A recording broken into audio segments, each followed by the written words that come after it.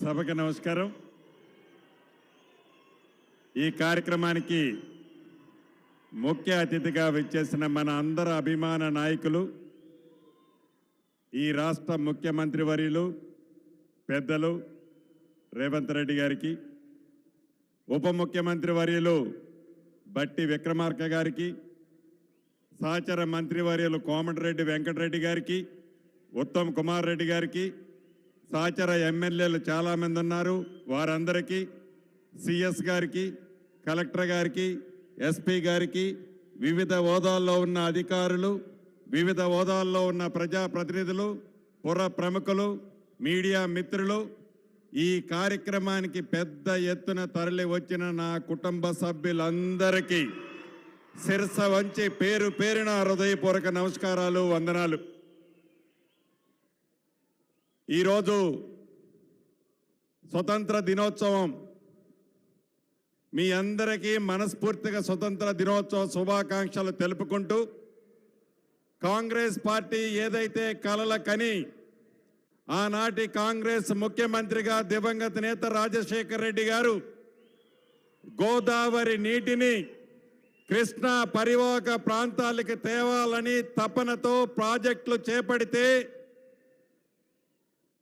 తెలంగాణ రాష్ట్రాన్ని ఇచ్చిన కాంగ్రెస్ పార్టీని కాదని గత 10 సంవత్సరాలు పరిపాలించిన ముఖ్యమంత్రి గారు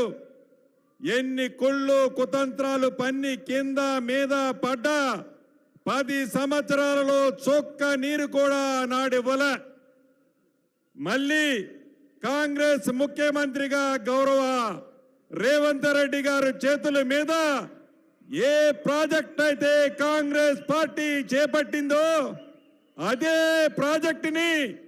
కాంగ్రెస్ ముఖ్యమంత్రిగా ఓపెన్ చేసుకోవటం మనందరికీ చాలా సంతోషదాయకమని ఈ వేదిక మీద నుంచి ముఖ్యమంత్రి గారికి,